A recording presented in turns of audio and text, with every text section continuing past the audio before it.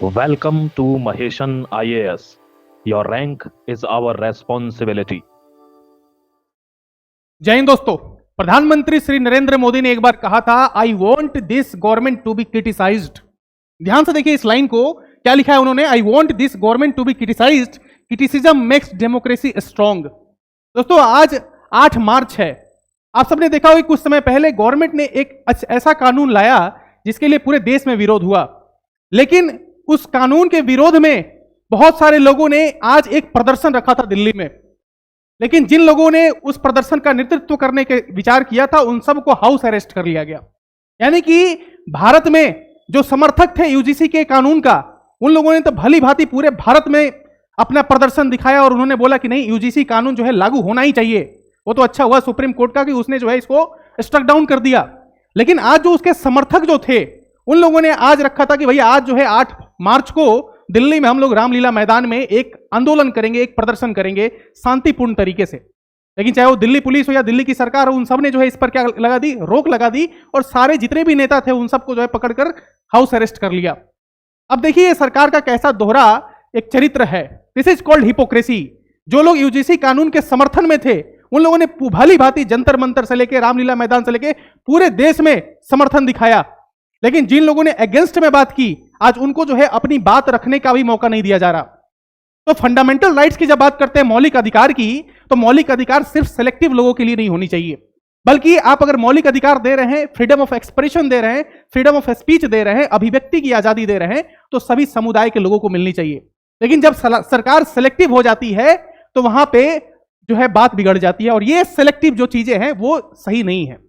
सरकार ने जैसे उन लोगों का साथ दिया, वैसे ही आज अगर 8 मार्च को एक प्रदर्शन हो रहा था रामलीला मैदान में शांतिपूर्ण तरीके से, तो उसको भी होने दिया जाना चाहिए। और ये प्रधानमंत्री मोदी ने कहा है, ये मेरी बात नहीं है, उन्होंने साफ लिखा है कि I want this government to be criticised. देखो, कभी भी अगर निंदा करनी है, क्रिटिसिज्म करनी है, तो सरकार की कीजिए, देश की मत कीजिए। लेकिन आजकल क्या है कि लोग क्रिटिसिज्म जो सरकार की होती है उसको देश का क्रिटिसिज्म समझ लेते हैं। प्रधानमंत्री नरेंद्र मोदी ने जो बात कही है इसी को दिमाग में बैठाइए, और जो चीजें गलत हैं उसके खिलाफ आवाज उठती रहनी चाहिए। फिलहाल ये एक मैं चीज चाह रहा था कवर करना। फिलहाल हम अब आएंगे अपने मुद्दे पे। हमारा मुद्दा क्या है कि अब जो है खतरनाक मोड़ आ गया है ईरान, इजराइल और अमेरिका के इस युद्ध में। खतरनाक मोड़ क्या आया है, ध्यान से समझिए। पानी पड़ेगा तेल पर भारी। पहले तो हम समझ रहे थे कि स्ट्रेट ऑफ हॉर्मुज बंद हो गया, तेल महंगा हो जाएगा, गैस महंगा हो जाएगा, फूड सप्लाई बंद हो जाएगा। लेकिन अभी सबसे बड़ा जो क्रिटिकल पोजीशन है इस वॉर का वो आ चुका है। वो क्या है कि पानी अब महंगा पड़ने वाला है तेल पर। हुआ क्या है, ध्यान से समझिए, लाइन को देखिए। आप सबने देखा होगा सर के वीडियोज में सर ने बताया था कि कैसे डिसैलिनाइजेशन प्लांट जो है अगर उसको डिस्ट्रॉय कर दिया जाए तो एक तरीके से ईरान, जितने भी मिडिल ईस्ट के कंट्रीज हैं उन सब की कमर टूट जाएगी, और वही काम हुआ है। हुआ क्या है, आज की खबर मैं बता रहा हूं आपको कि ईरान के वाटर प्लांट पर हमला हुआ है और 30 गांव प्यासे हैं। यानी कि 30 गांव में जो पानी की सप्लाई है वो बंद हो चुकी है। आरागाची बोले, अमेरिका ने हमारे बच्चों का पानी छीना, अब भुगतेगा अंजाम। तो आरागाची ने एक सीधे से धमकी दे डाली है। क्यों, देखो ये क्या है, एक तो चलो लड़ाई लड़ी जा रही है, लेकिन फूड एंड सप्लाई को अगर बंद किया जा रहा है तो एक मानवता पे भी चोट है। याद कीजिए एक बार अलाउद्दीन खिलजी ने जब भारत पर आक्रमण किया और उसने बहुत सारे रजवाड़ों पर आक्रमण कर रहा था, और एक बार जब वो रजवाड़ी के अंदर नहीं घुस पा रहा था, उस फोर्ट को, उस किले को भेद नहीं पा रहा था, तो उसने क्या किया, वो 6 महीने तक बाहर ही बैठा रहा। और उसकी रणनीति क्या थी, उसकी नीति थी कि फूड एंड सप्लाई बंद किया जाए, फोर्ट के अंदर अगर, किले के अंदर अगर खाना नहीं पहुंचेगा तो ये लोग खुद ही बाहर आ जाएंगे। इसी तरह की नीति कुछ अमेरिका की है। वो क्या कर रहा है, जितने भी डिसैलिनाइजेशन प्लांट हैं उनको डिस्ट्रॉय कर रहा है, ये लोग खुद ही जो है सरेंडर कर देंगे। यानी कि पहले तो लड़ाई लड़ी जा रही थी, अब एक तरीके से लड़ाई ना लड़के जो है, अब आप समझ जाइए इसको क्या कह सकते हैं आप लोग, है ना। इसको मतलब इतना निंदनीय है ये चीजें कि भाई आप लड़ाई जो लड़ रहे हैं वो नहीं लड़ रहे हैं, अब मतलब छल कपट चीजों पर भी उतरी जा चुकी है इस वॉर में। अब आगे देखिए डिसैलिनाइजेशन प्लांट क्या है, इसको भी आप समझ लीजिए। GCC states hold about 60% of global desalination capacity and produced around 40% of the world desalination water through 400 से ज्यादा प्लांट हैं यहाँ पे, और 40% डिसैलिनेशन प्लांट है यहाँ पे। Most GCC countries rely heavily on desalination. 90% of Kuwait drinking water, 86% in Oman, 70% in Saudi Arabia and 42% in the UAE। तो देखो इनके पास तेल है, पानी नहीं है। जैसे हमारे देश में अगर आप बात करें भारत में, तो भारत में क्या है, पानी तो हमारे पास बहुत ज्यादा है, लेकिन तेल की कमी, तो हम तेल इंपोर्ट करते हैं। 90% जो क्रूड ऑयल है उसको हम इंपोर्ट करते हैं, लेकिन इनके पास पानी नहीं है। लगभग 40, देखो ना यहाँ पे 90%, कुवैत जो है 90% पानी इंपोर्ट करता है, मतलब डिसैलिनाइज करता है, उसको फ्रेश वाटर में कन्वर्ट करता है। फिर आप यहाँ पे देखिए ओमान में 86%, सऊदी अरेबिया में 70% और यूएई में 42%। यानी कि सारे जितने भी मिडिल ईस्ट के कंट्रीज हैं उनका जो है बहुत ज्यादा डिपेंडेंसी है किस पे, डिसैलिनाइजेशन प्लांट पे, और उसी को डिस्ट्रॉय कर रहा है अभी America. Saudi Arabia is the world's largest producer with capacity projected to reach 8.5 metre cubic metres per day 2025 after 80 billion in investment. तो $80 बिलियन का जो है इन्वेस्टमेंट किया है उसने, और सबसे ज्यादा अगर कहीं प्लांट है, डिसैलिनेशन प्लांट किसी देश में है तो वो है सऊदी अरेबिया में। यानी कि ये सारे देश पे जो है असर पड़ने वाला है। और यहां पे देखो ये है अली लारिजानी, ठीक है, ये ईरान के जो एक बहुत बड़े लीडर है, वहां के जो है मिनिस्टर है। ये क्या कह रहे हैं कि when the enemy attacks us from bases in the region we respond. कह रहा है कि भाई तुमने जब बहुत सारे रीजन में जो तुम्हारे बेसिस बने हुए थे, मिडिल ईस्ट में बहुत सारे बेसिस बना रखा है अमेरिका ने, उन सारे बेसिस का इस्तेमाल करके अटैक किया जा रहा था ईरान पे। कल ईरान के राष्ट्रपति ने क्या कहा कि भाई हम जो है मिडिल ईस्ट के कंट्रीज पे अटैक नहीं करेंगे, हम जो है रिटेलिएट नहीं करेंगे, और उन्होंने माफी भी मांग ली कि भाई अब से हम अटैक नहीं करेंगे। लेकिन इस लीडर ने एक बात क्लियर कर दी है कि अगर फिर से अगर उन सारे बेसिस का इस्तेमाल करके अटैक किया जाएगा तो हम लोग रेस्पॉन्ड करेंगे, क्योंकि भाई अपनी सेफ्टी करनी है, तो भाई तुम कौन हो हम नहीं देखेंगे। यही लाइन लिखी हुई है यहाँ पे, and we will continue to respond, this is our right and standing policy, regional countries must either prevent the US from using their territory against Iran or we will have no choice but to do it ourselves। बोला कि हमारे पास कोई choice नहीं होगा, अगर आप अपने boundary, अगर आप अपने लैंड का इस्तेमाल करने देंगे यूएसए का, अगर यूएसए आपके लैंड का इस्तेमाल करके अगर हम पर अटैक करेगा तो हम आपके लैंड पे अटैक करेंगे, रिटेलिएट करेंगे। सिंपल सी बात है। अगर मान लो कि यूएई या सऊदी अरेबिया का इस्तेमाल कर अमेरिका जो है अगर अटैक करता है ईरान पे, तो ईरान को मजबूरी में, क्योंकि उनके पास चॉइस नहीं है, सऊदी अरेबिया पे अटैक करना पड़ेगा। ये बात क्लियर कर दी है अली लारिजानी ने। अब आगे देखिए हुआ क्या है। ये अगर आपने आज का ये वीडियो देखा होगा तो बहुत जो है इंपॉर्टेंट वीडियो, आज की सबसे बड़ी खबर यही है। हुआ क्या है, तो तेहरान में जितने भी इन लोग की ऑयल स्टोरेज कैपेसिटी करने वाले जितने भी इन लोग के पास टैंकर्स थे जहां पे ऑयल स्टोर किया जाता था, उन सबको उड़ा दिया है इजराइल ने। ध्यान से देखिए, in wars first week a punishing military campaign with no coherent end game, है ना। ये वीडियो मैं यहाँ पे अटैच कर दूंगा, इसको आप देख लीजिएगा। ये वीडियो बहुत ही खतरनाक है, ऐसा खतरनाक है कि पूरा जो वहां पे जो स्काई है, अगर आप उसके स्काई को देखेंगे तो वो पूरी तरीके से भगवा कलर में बदल चुका है। इस तरह का डिस्ट्रक्शन किया गया है वहां पे इजराइल की तरफ से।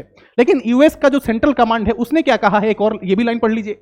If you kill Americans you are threaten, if you kill Americans, if you threaten Americans anywhere on earth we will hunt you down without apology and without hesitation and we will kill you. ये कह रहे हैं secretary of war.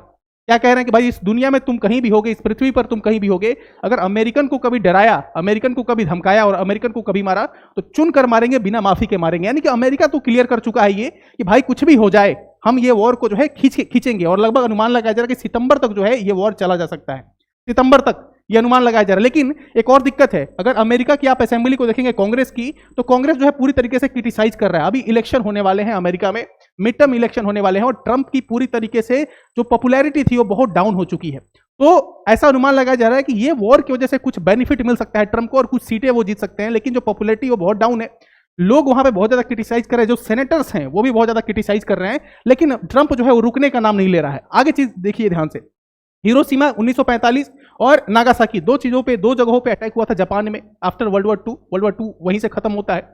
और ये हाल है Tehran 2026 का। ये देखिए, ये कार है, हर एक बिल्डिंग पे ऑयल गिरा हुआ है, ऑयल। जिस तरीके से आज उन्होंने जो टैंकर्स थे जो वहां पे ऑयल स्टोरेज कैपेसिटी वाले जहां पे प्लेसेस बनाए गए थे ईरान में, उन सबको उड़ा दिया, तेहरान में उड़ा दिया, सब जगह उड़ा दिया। अब इससे क्या हुआ कि पूरे स्काई में ऑयल का एक लेयर जम गया, और पूरे ईरान में हर एक गाड़ी पे, बिल्डिंग पे जो है तेल गिरा हुआ है। तो वही स्थिति है, जिस तरीके से हिरोशिमा में स्थिति थी वही स्थिति जो है आज तेहरान की हो गई है। और इसमें अगर सबसे बड़ा कोई दुश्मन है मानवता का, ह्यूमैनिटी का, तो वो है अमेरिका। ये देख लीजिए, बोर्ड ऑफ पीस बनाई जाएगी तो फर्स्ट वी बॉम्ब एवरीथिंग। ये कह रहा है कि पहले हम पूरे दुनिया को तबाह कर देंगे और फिर जो है हम लोग पीस की बात करेंगे, और उसके लिए जो है बोर्ड ऑफ पीस बनाएंगे। तो ईरान वॉर के बाद भी यही होगा। आप सबको पता होगा कि अमेरिका और डोनाल्ड ट्रंप की एक ही नीति थी। क्या नीति थी कि भाई क्या करना है, ईरान के लोगों को लिबरेट करना है, लिबर्टी दिलानी है, उन लोगों को आजादी दिलानी है। किससे? खेमनई से आजादी दिलानी है। लेकिन किस तरह की आजादी दिला रहा है अगर ईरान को, अगर इस तरह की आजादी किसी को चाहिए तो भाई ट्रंप को आप कॉन्टेक्ट कर सकते हैं। लेकिन ईरान ने एक बात कही है, बहुत अच्छी बात कही है कि हमारा भाग्य हम तय करेंगे, एप्स्टीन गिरोह नहीं। आप सबको पता होगा कि एप्स्टीन फाइल्स का जो सेकंड राउंड था वो रिलीज हो चुका है, और उसमें ऐसी ऐसी बातें पता चली हैं ट्रंप के बारे में कि आपके सुन के आपके कान जो है आप बंद कर लोगे। 14 साल, 13 साल, 10 साल के बच्चों के साथ रेप किया गया है। ऐसी घटनाएं जो है उस एप्स्टीन फाइल में आ रही है, जो सेकंड राउंड के जो है डिस्क्लोज किया गया है फाइल्स उसमें। तो ये ईरान कह रहा है कि हमारा भाग्य जो है हम तय करेंगे, और एप्स्टीन गिरोह नहीं। ये सही बात भी है, किसी भी देश की जो जनता है वो तय करेगी कि उसके ऊपर कौन शासन करेगा, कोई और देश तय नहीं कर सकता। हमारे ऊपर कौन शासन करेगा ये भारत के लोग तय करेंगे, किसी और देश जो है ये तय नहीं कर सकता, क्योंकि हम संप्रभु राज्य हैं, हमारे लोग जो है चुनकर सरकार बनाते हैं और सरकार जो है हम पर शासन करती है।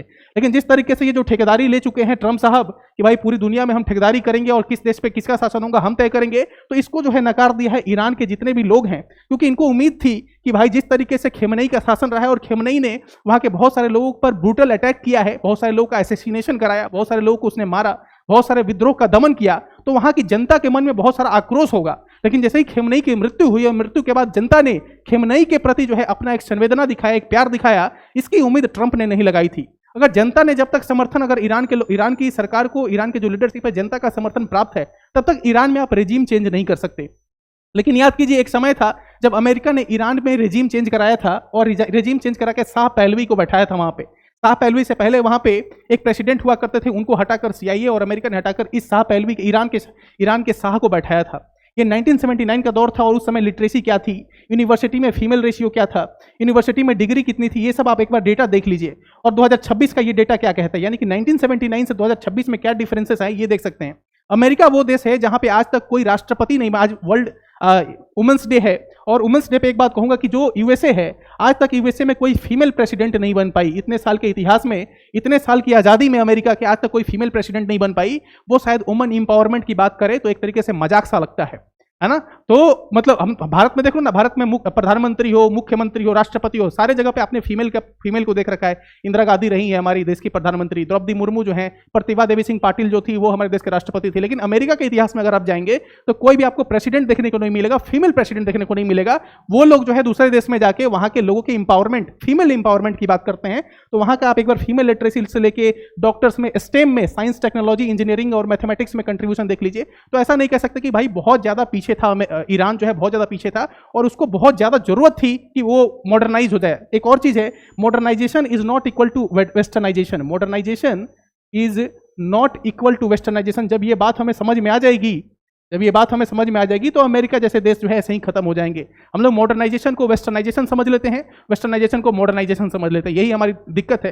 लेकिन ध्यान रखना है, westernisation is not equal to modernisation and modernisation is not equal to westernisation. बहुत सारे लोगों को आप देखते होंगे कि जो साड़ी पहनते हैं, साड़ी क्या है, हमारा कल्चर है, लेकिन फिर भी उनका थॉट जो है बहुत मॉडर्न होता है। तो इसका कोई मतलब नहीं कि आप जीन्स शर्ट पहने हैं तभी आप जो है आपके मॉडर्न थॉट्स होंगे, इससे कोई मतलब नहीं है, पहनावे से कुछ नहीं होता। Modernisation is not equal to westernisation, this is clear cut concept. आगे देख लीजिए, यूनाइटेड किंगडम को जो है ट्रंप ने बहुत अच्छे से लताड़ दिया है। क्या कहा यूनाइटेड किंगडम को? यूनाइटेड किंगडम को कहा है कि the United Kingdom our once great ally, बोल रहा है कि यूनाइटेड किंगडम हमारा बहुत अच्छा दोस्त था, may be the greatest of them, is finally giving serious thought to sending 2 aircraft carriers to the Middle East. That's okay Prime Minister Starmer, we don't need them any longer. अब देखो, UK ने शुरू में जो है मदद करने से मना कर दिया, बाद में उसको रियलाइज हुआ कि ट्रंप को अगर हम मना करेंगे तो ट्रंप जो है हम पर बाद में एक्शन ले सकता है, वही हल कर सकता है जो उसने इंडिया पे किया, टैरिफ लगा सकता है हमारे ऊपर, ठीक है। तो यहाँ पे स्टारमर साहब डर गए और डरने के बाद उन्होंने बोला कि ठीक है, हम 2 एयरक्राफ्ट कैरियर आपकी मदद के लिए भेज रहे हैं मिडिल ईस्ट में। लेकिन ट्रंप साहब को बुरा लग गया, उन्होंने बोला कि अब मत भेजिए। फिर क्यों, अब मत क्यों नहीं भेजिए? उन्होंने बोला कि भाई अब हमको जरूरत नहीं है, हम लोग जो है अकेले लड़ सकते हैं और हम लोग तो जीत चुके हैं इस वॉर को, अब किस लिए भेज रहे हैं आप? तो उसने जो है, ट्रंप ने क्या किया है, स्टारमर को लताड़ दिया है। तो वहां पे एक टोनी ब्लेयर नाम के जो है एक बहुत बड़े लीडर हैं, आप जानते होंगे टोनी ब्लेयर बहुत बड़े लीडर हैं यूनाइटेड किंगडम के। उन्होंने क्या बोला है, उन्होंने कीर स्टारमर को जो है उन्होंने भी लताड़ दिया है। उन्होंने क्या कहा है कि भाई आपने ट्रंप साहब का क्यों नहीं सपोर्ट किया ईरान के मामले में, आपको समर्थन देना चाहिए था। तो कीर स्टारमर और यूके का भी ये हालात है, देख लीजिए। यूनाइटेड किंगडम की भी बेइज्जती तो पूरी दुनिया में हो रही है। लेकिन रशिया की जब बात करते हैं तो रशिया के एम्बेसडर बैठे हुए हैं यूके में, ठीक है। तो यूके में जो रशिया के एम्बेसडर हैं वो क्या कह रहे हैं, we are not neutral, we are supporting the Iran's Russian ambassador to the UK. कह रहे हैं भाई हम लोग न्यूट्रल नहीं है, हम लोग ईरान को सपोर्ट कर रहे हैं। यानी कि यूके एक तरफ क्या कह रहा है, यूके भेज रहा है एयरक्राफ्ट कैरियर, और वहां पे जो एम्बेसडर बैठा हुआ है रशिया का, वो कह रहा है कि we are not neutral, we are supporting the Iran. यानी कि देखो, आपने देखा होगा कि बहुत लंबे समय तक चला यूक्रेन और रशिया का वॉर, और यूक्रेन की इतनी हिम्मत नहीं है कि रशिया के सामने वो लंबे समय तक टिक पाए, लेकिन फिर भी 4-5 साल तक जो है ये वॉर चला। क्यों चला? क्योंकि यूक्रेन के सपोर्ट में बहुत सारे कंट्रीज थे, खास करके यूएसए। अब वो मौका जो है अब पासा पलट चुका है। अब ईरान के तरफ से कौन आ गया है, रशिया आ गया है। अगर ये तो पीछे से सपोर्ट दिखा रहा है, इनडायरेक्टली सपोर्ट दिखा रहा है, अगर डायरेक्टली सपोर्ट में आ गया तो यहाँ पे रशिया जो है वो यूएसए को वो बता सकता है कि भाई वो क्या है ना। तो ये समझना होगा। लेकिन एक और बात है दोस्तों, ये पूरी दुनिया में हलचल मची हुई है इस समय। इंडिया क्या कर सकता है? इंडिया को अगर आगे बढ़ना है तो इंडिया के पास 2-3 रास्ते हैं। क्या रास्ते हैं? या तो चाइना के साथ हम मिलकर जो है यूएस इकोनॉमी और यूएस को चैलेंज करें, या फिर इंडिया जो है रशिया, जो हम लोग जो बात करते थे वहां पे देखो, अगर यहाँ के फॉरेन जो मिनिस्टर हैं, कहाँ के, चाइना के, उन्होंने क्या बात कही है, बहुत इंपॉर्टेंट बात कही है। Mutual trust and cooperation between China and India is beneficial to the development of the two countries while division and confrontation is detrimental to the reservation of Asia. तो वहाँ के जो मिनिस्टर है वो रिक्वेस्ट कर रहे हैं इंडिया से कि भाई आप आइए, हम लोग साथ मिलकर एशिया का डेवलपमेंट करेंगे, और एशिया का अगर हम लोग साथ मिलकर डेवलपमेंट करेंगे तो यूएसए अपने आप जो है, उसकी इकोनॉमी हो गई, हर कुछ जो है वो अपने आप डाउनग्रेड हो जाएगा। तो जब तक चाइना और इंडिया एक साथ नहीं होंगे तो एशिया का तो डेवलपमेंट नहीं हो सकता। इसलिए अगर टैकल करना है अमेरिका को, तो उसने जो है बहुत अच्छा सोल्यूशन बताया, इनका नाम है वांगी, और ये मिनिस्ट्री ऑफ फॉरेन अफेयर, यानी कि मिनिस्ट्री ऑफ फॉरेन अफेयर की तरफ से ये जो है एक जो है प्रेस रिलीज आया है। वहाँ के मिनिस्टर हैं वांगी, फॉरेन मिनिस्टर हैं, ठीक है। तो ये बहुत अच्छी बात कही है उन्होंने कि भाई इंडिया और चाइना को एक साथ आना होगा, और म्यूचुअल कोऑपरेशन और कोऑपरेट अगर हम करेंगे then we can tackle USA very well. और यहाँ पे पहुंच चुके हैं आसिम मुनीर, कहाँ पे, सऊदी अरेबिया में, क्योंकि सऊदी अरेबिया के साथ इनका पैक्ट था, लेकिन ये लोग मदद नहीं कर रहे थे। लेकिन आसिम मुनीर जो है अब एश्योर किए हैं सऊदी अरेबिया को, वहाँ के मिनिस्टर खालिद बिन सलमान को, कि भाई ईरान जो अगर लॉन्च करेगा अटैक आपके ऊपर, तो पाकिस्तान जो है अब टारगेट करेगा ईरान पे। यानी कि पाकिस्तान का जो ये आसिम मुनीर है, ये सीधे पर्सनली जाके पहुंच गया वहां पे, पर्सनली मिला वहां के मिनिस्टर से, क्योंकि इनको लग रहा था कि भाई सऊदी अरेबिया हमसे नाराज ना हो जाए, और नाराज अगर हो गया एक बार में तो पैसे तो मिलेंगे नहीं। तो सऊदी अरेबिया के प्रिंस को खुश करने के लिए वहां पे पहुंचे आसिम मुनीर। उन्होंने बोला कि भाई अगर अब आप पर ईरान अटैक करेगा सऊदी अरेबिया पे, तो हम लोग जो है ईरान पर अटैक करेंगे, पाकिस्तान विल टारगेट ईरान। तो मैंने आपको बताया था कि पाकिस्तान की स्थिति ऐसी है कि एक तरफ वो फोन करके सऊदी अरेबिया को भी समझाता है और एक तरफ फोन करके ईरान को भी समझाता है, तो उसकी खुद की जो है कोई पॉलिसी ही नहीं है, ठीक है। लेकिन हमारे देश के बगल में जो अभी हुआ है वो हमारे चिंता के लिए विषय है। हमारे देश के आसपास के जितने भी कंट्रीज हैं, चाहे बांग्लादेश हो, भूटान हो, चाहे हमारा पाकिस्तान हो, चाइना हो, जितने भी आसपास के हमारे कंट्रीज हैं, जो मेजर कंट्रीज हैं, उन सब ने जो है भारत के खिलाफ हमेशा से कुछ ना कुछ किया है। जैसे आप बांग्लादेश में अभी देख ले, नेपाल में देख ले, चाइना में देख ले, पाकिस्तान में देख ले। तो हमारे रिलेशन अभी किसी भी हमारे नेबरिंग कंट्री से उतने अच्छे नहीं है। नेपाल में जो अभी नए नए लीडर बने हैं, बालेन शाह, उन्होंने जो है एक ग्रेटर नेपाल की जो है न्यू रख दी है। एक ग्रेटर बांग्लादेश हमारे पीछे पड़ा हुआ था, और ग्रेटर बांग्लादेश तो हो सकता है कि क्या नाम था उनका, उनके जाने के बाद, वहाँ के जो लीडर थे उनके जाने के बाद हो सकता है ग्रेटर बांग्लादेश का कॉन्सेप्ट अब थोड़ा धीमा हो जाए। क्योंकि ग्रेटर बांग्लादेश का कॉन्सेप्ट क्या था, वो हर किसी को जो भी उनके यहाँ आता था लीडर, उन सबको जो है गिफ्ट में एक पोर्ट्रेट बना के, एक फ्रेम बना के दिया करते थे। उसी तरह का बालेन शाह का भी कुछ ऐसा ही नजरिया है। आप सबको पता होगा लिपू लेक और लिपू लेक और काला पानी, लिपू लेक और काला पानी, ये दो जो है डिस्प्यूट है हमारा नेपाल के साथ। तो वही जो है अब बृहत्तर नेपाल और ग्रेटर नेपाल का जो है एक विवाद भारत और नेपाल के बीच में आने वाले समय में छिड़ सकता है, क्योंकि लीडर जो है तो चुने जा चुके हैं। और बालेन शाह का जो है ग्रेटर नेपाल बनाने का कॉन्सेप्ट बहुत पुराना, इनकी आइडियोलॉजी बहुत पुरानी है, और इसको लेकर वो काफी चर्चा में अभी रहते हैं। आने वाले समय में देखना होगा कि भाई इसको लेकर क्या होता है। फिलहाल आप सब जो है मैच देख रहे होंगे इंडिया और न्यूजीलैंड का। आप लोग जो है एंजॉय कीजिए इस मैच को, और मनाइए कि भाई जो भारत जीत जाए, और भारत जो है फिर से विश्व शक्ति तो बनकर उभर ही रहा है, और वर्ल्ड कप में भी भारत जो है विश्व शक्ति बनकर उभरे। इस सब की जो है कामना कीजिए। और ये जो है हमारा आज इंडियन न्यूज़पेपर्स को अगर आप देखेंगे तो क्रिएटिविटी के लिए जाना जाता है इंडियन न्यूज़पेपर। कुछ इस तरह की क्रिएटिविटी उन लोगों ने दिखाई है, और लिखा है इंडिया आज कीवी खा जाओ, और यहाँ पे लिख रहा है कट द सेमीफाइनल, है ना, कट द सेमीफाइनल। तो कुछ इस तरह के कुछ क्रिएटिविटी दिखाई जा रही है। फिलहाल इस मैच पर हमारी नज़र है, और बहुत जल्द हम देखते होंगे कि भारत के जो कैप्टन है सूर्य कुमार यादव, वो वर्ल्ड कप जो हमारा है उसको उठाते हुए नजर आएंगे। Take care, have a good day. मिलते हैं कल की वीडियो में एक नए टॉपिक के साथ। जय हिंद, जय भारत।